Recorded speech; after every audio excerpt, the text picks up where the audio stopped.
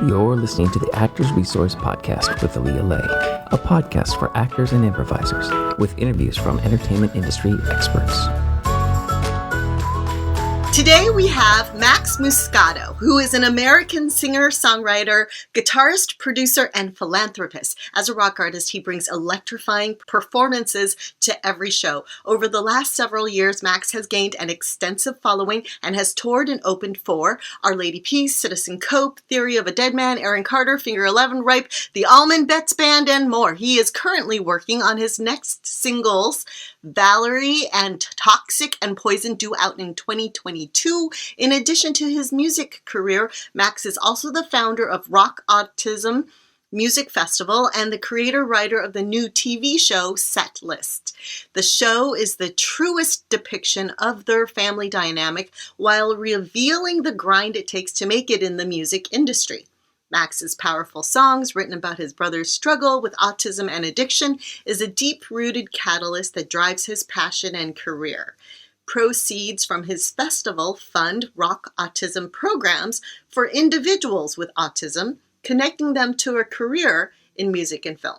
So we have Mr. Max Muscato. Honestly, if I didn't know myself, that bio was pretty awesome, so I got to give credit to my manager for writing that up. It sounded great. Woo woo! Shout out to your manager. Nice. Yeah. Awesome. All right, cool. So, Max, that is pretty impressive. Like, let's just start from the beginning. Are you old? You have a brother who has autism? I do. His name is Sonny, and he's older than me. He's 33. I'm 31. Okay. So, longest time, when he was diagnosed with autism at a young age, but he was misdiagnosed for years because at the time in the early 90s, not much was known. So he kept on getting passed around by professionals, hospitals, and doctors. And eventually autism became the overall diagnosis of him with a couple other tangents within the umbrella of what autism is. Right. Because there's a huge spectrum of autism in terms of like a spectrum. Yeah. So he's older than you by 2 years. Is that correct? Yep. And so when did you start getting this idea to create the awareness for autism as well as incorporating it specifically for music? Yeah, it's very interesting. I'm very honest about this subject. So it didn't happen until within the last 3 to 4 years that I really took a turn in my life with understanding what he went through and what families go through. Because growing up, I wasn't really the best brother. I was a jerk to him, and I didn't really understand, and I felt embarrassed all the time. I didn't want to go places with him, and it got to me with my own insecurities. But then around 24, 25 years old is when I really started to see how hard it was for my father and how hard it is for other families too, because I started to have my own struggle in life as well with, life is hard sometimes. So after 18 years old, a lot of these programs, they kind of just drop off for people with disability, and you kind of get lost in the system and you fall through the cracks. Now, my brother, he was in the system for a long time, and he used to live in assisted living facilities, and we found out while he was in there, unfortunately, it's a sad story where he was beaten, he was physically and mentally abused by the very staff that was there to help him, and it happened more and more as we transitioned to specific locations. And now a lot of those people, they did get thrown in jail, fully prosecuted and everything. We have a great relationship with the Justice Department in downtown Buffalo, which is where we're from. So growing up, you can imagine that he was definitely tormented mentally going through that at such a young age. So like I mentioned, after 18, a lot of these organizations, they drop off, and the families are kind of left to fend for themselves. So with my brother Sonny, he's very, very high functioning, but he's also very impressionable, right? So we lived in South Buffalo at the time, and it's not the best area, but he kind of wanted to be his own man. So he started going out, making random friends, and soon he became friends with the wrong kind of people, and I'm talking drug dealers and criminals and thieves, and he didn't tell us any of this stuff for the longest time just because. And ultimately, in a nutshell, he started hanging out with them, and he started breaking the law. He was used as a drug mule by these drug dealers, and then he became addicted to some of the drugs. He was thrown in and out of jail, and then the cherry on top was when he was shot by a drunk corrections officer at, I think it was like 2 in the morning in the streets, trying to save the drug dealer's life. So that was the moment when all of us, myself and my father, we just decided, like, we can't sit back anymore. We got to do something about this, or else he's literally going to die. Wow, that was a lot. I don't even know how to go further into that. That's huge. Let's go. Thank you. And I'm sorry about all of that your brother had to go through. Where is he? When did that happen? And where are you guys now? Like, when did that last happen? When he got shot? Yeah. So that whole span of happened between 2012 to 2016, maybe even a little earlier, 2011, because I wasn't living at home at the start of it, and then I had to move home because my dad needed help. So when I was home, it's when it really started to take a turn for the worse, and I was going to practicing for going to med school, and I was completely focused on everything I was doing, so I really wasn't that much of a help. But when he did get shot, I remember I got the call right after a test, and the worst part of it is that my reaction was very subdued, and just my dad, he's like, hey, all right, I'm at the hospital, Sonny was shot, and I was just like, okay, what hospital? And that was my reaction, and now I look back at it 5 years later, it's like, that's pretty messed up that was my reaction, because we were kind of expecting something terrible to happen. Yeah. And so we formed Rock Autism, which is the nonprofit organization, and that was kind of on accident as well. So I had my album release show in 2017. It was July 1st, 2017, and Sonny was actually in jail at the time. So even though after he got shot, he was still hanging out with these people, which they're like, that shows you the degree that autism is so misunderstood, because even though somebody gets shot, it didn't click in his brain. He was still hanging out with the same kind of people sometimes. So he was in jail because he was framed for something. And I spoke to my manager, Aaliyah, and my dad, and I was like, maybe we could do like a little fundraiser for autism, since Sonny's not here, kind of do it in his honor. So we did it, and then we raised our funds, and then later that week we had a conversation. My father was involved in nonprofit organizations for a long time, and we understand that when you donate money, you don't really have a say in where that money goes, right? It could go into the pockets of board members too. So we decided that we're going to do it on our own. And my father and I, we always wanted to have a music festival, right? So we decided to do a music festival before we had all of our programs and all of our partnerships. But fortunately, with our board, we are a 5-board member organization. We're a very, very tight group, but everybody has been in entertainment or like the hospitality industry, very fast-paced industries that we all work in. So that's what we knew: concerts, entertaining, and that's what we did. So our festival happens every summer, typically in August, in a place called Ellicottville, New York. So we had about a whole year to plan for this festival. And leading up to that, we just did small events, one after another. Sometimes we'd raise $200, sometimes we'd raise $1,000, but probably 20 to 30, maybe even 40 events of just fundraising to make this thing happen. And we did. So our festival happened, actually the first year, it was September 1st, Labor Day weekend. And it went great. We ended up raising our funds because most festivals lose money on their first year.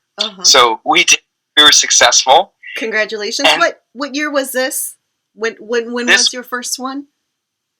It was September 1st, 2018. Okay, great. And it went great. So that sparked the program, which is our Rock Autism Multimedia Vocational Program, which teaches the basic fundamentals of music production and film production using the software, right? We don't teach them to play instruments. We teach them how to make music in the software, because that's really where it's all going, right? And then with film, we teach them how to make short little clips on their phones, because everybody has a phone nowadays, and you can find free softwares out there if you want to upgrade. And at the end of the day, it's we hope that they can generate a craft to carve out a career path in the entertainment industry. And that was very successful right off the bat. Everybody saw what my dad and I already knew, because Sonny did this his entire life. He is an incredible musician, amazing drummer, makes great music, all by ear. He doesn't understand theory. So we thought, if Sonny can do this, we know other people can do it as well. So once that happened, everybody saw it.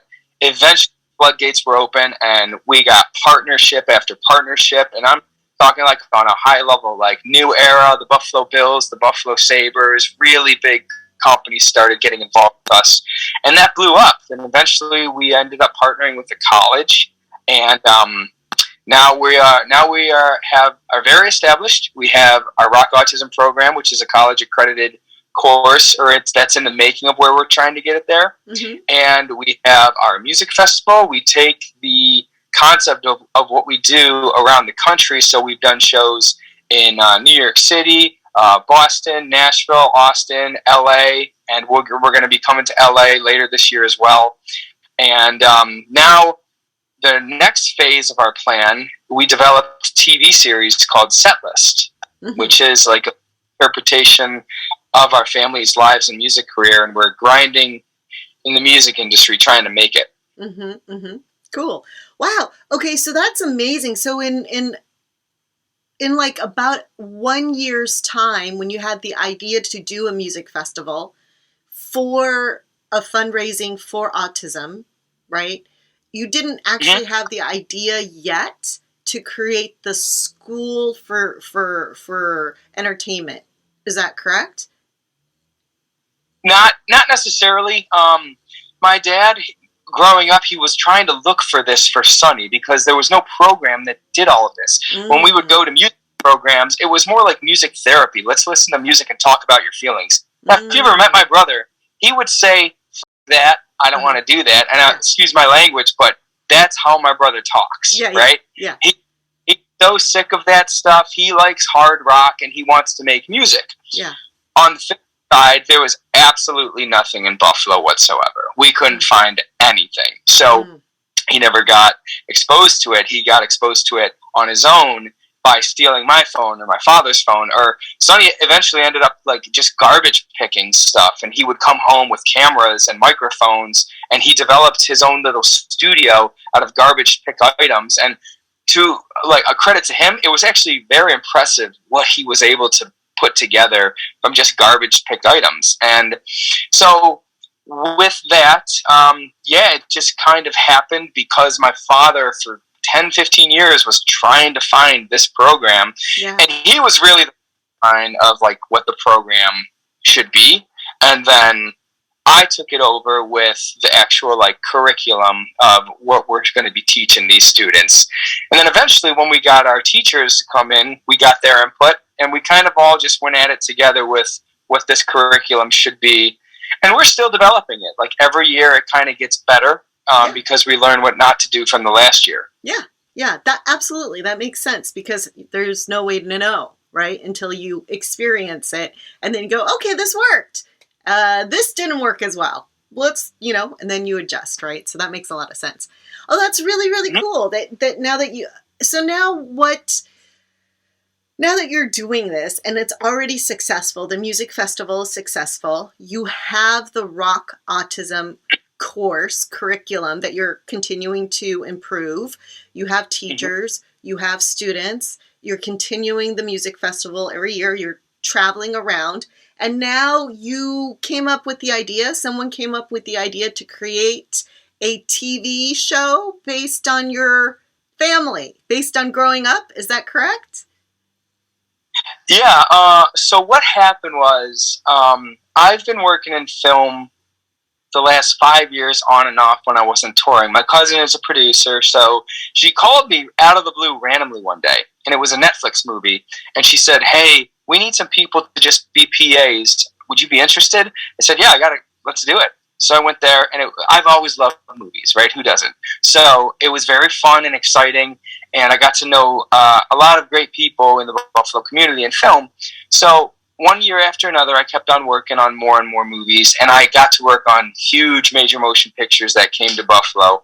And eventually, I ended up just coming. I wanted to write Sonny's story, so I wrote the film Sonny Boy, which is the actual true story of what happened to Sonny before we started Rock Autism, which was when he got shot and all the drugs and everything, right? Mm-hmm. So that story took me about, I'd say, 4 months to really polish, and then 6 months total before I actually, this is it, this is the story. So before COVID happened, we met with some investors, and they were in, and we were going to actually make the movie. Nice. So, right? And we were very excited because it was a big budget that we had to make this the right way, and we were already talking to Sunday and Tribeca Film Festival, and it was going to be a great, great story. Yeah. So then COVID happened, and obviously, everything shut down. So during that time, I was never really a series guy, but during COVID, I ended up watching so many things, and I just realized that you have longevity in a series to talk about so much. So one night, my dad and I, we live above and below each other, so he's in my band as well. Him and my brother will split the set on drums. Okay. So it's like this big family band that we have, and my father has always just been this rock star musician his entire life, right? So I went upstairs and I said, "Hey Dad, do you watch any series?" And he's like, "No, I just stick to movies." I was like, "Okay, well this doesn't help my argument right now, but I have an idea that maybe we could turn this into a series." And he's like, "Yeah, we totally could." So literally that night, I wrote the first episode. And I came up with everything. It all happened that night because inspiration struck. So the first episode is exciting, and it's all about this band.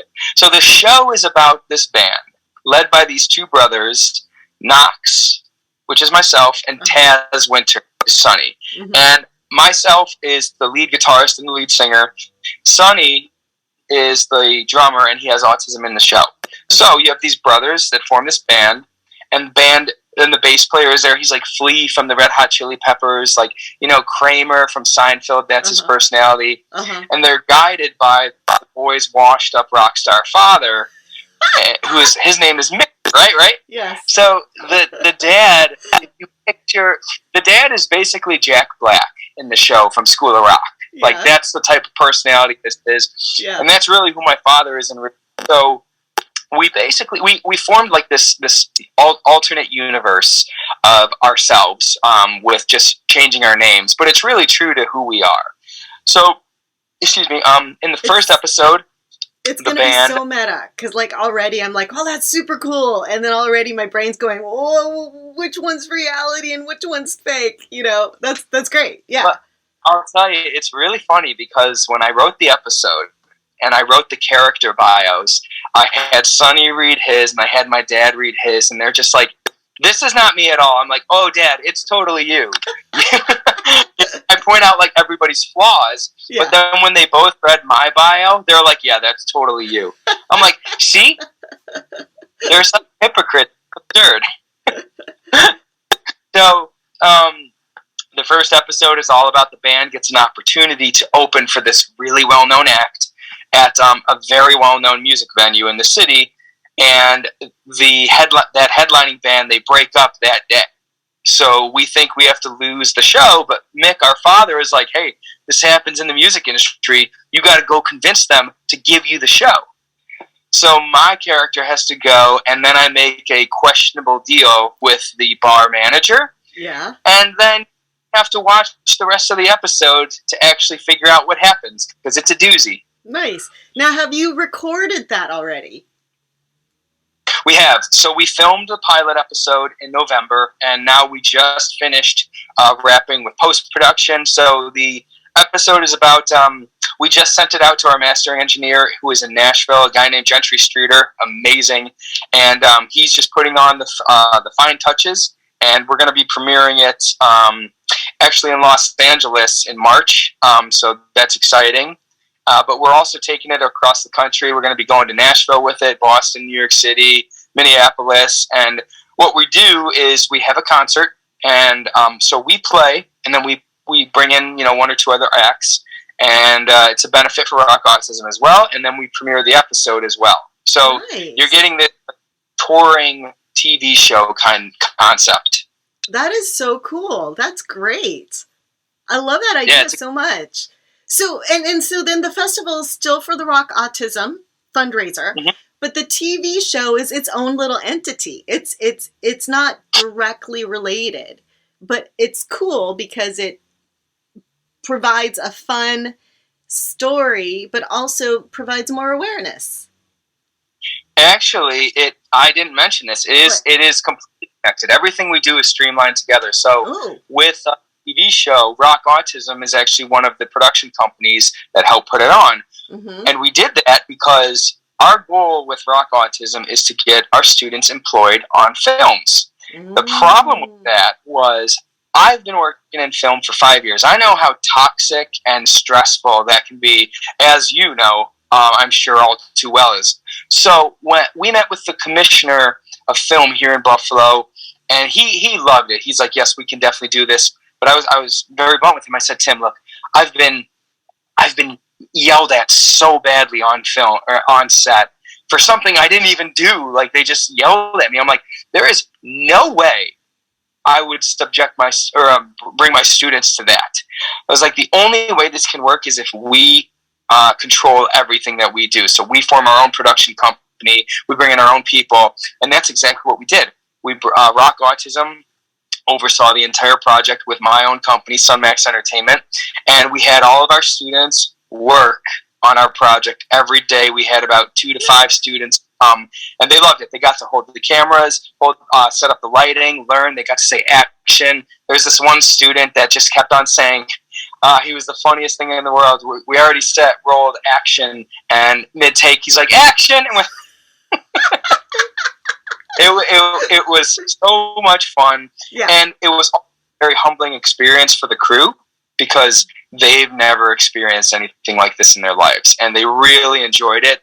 And it just gave them a different perspective on life because they got to be teachers for once with people that actually really appreciated being on set. It's part of their dream, So to answer your question, it is. Everything is streamlined for what we do. So wherever I am, Rock Autism is there, Setlist, vice versa. But we found out that we are one of the first groups or entities in the country doing what we're doing, employing our own students on our own film set, and we're paying them as well. So what we're doing is working. Oh, I love that so much. I didn't know about any of this. Like, I knew a little bit, but I didn't know how. I love that, the production company, so that you make sure that the environment is supportive, because it can be stressful. And that's very cool. Love that. Well, we are coming up on time already. It's crazy. How can we follow you? How can we support you? Like, tell us, more. Sure. So anybody can follow us. It's our website is rockautism.org. Our social media is the same thing. Rock Autism Music Festival for Facebook, Rock Autism on Instagram, and then Setlist TV is our Instagram and social media. My stuff is just Max Muscato. And like I said, everything is streamlined all together. Everything we do, it's all connected. So if you find one of us, you're going to find the other 2 entities as well. But for the future, for the rest of 2022, we are going to be taking this across the country in various cities. If you want us to come to your city, just DM us. But we have our music festival. It's August 20th, Saturday, August 20th, up in Ellicottville, New York, and we're going to be announcing the lineup probably sometime in May. But it's a great time. Ellicottville is considered the Aspen of the East. It's the ski town of New York State and one of the best ski resorts on the East Coast. So if you want to get away It's a great weekend to come down and just party with us, because Rock Autism takes over the entire weekend in the town. Wow, that is awesome. That is so cool. Okay. Thank you.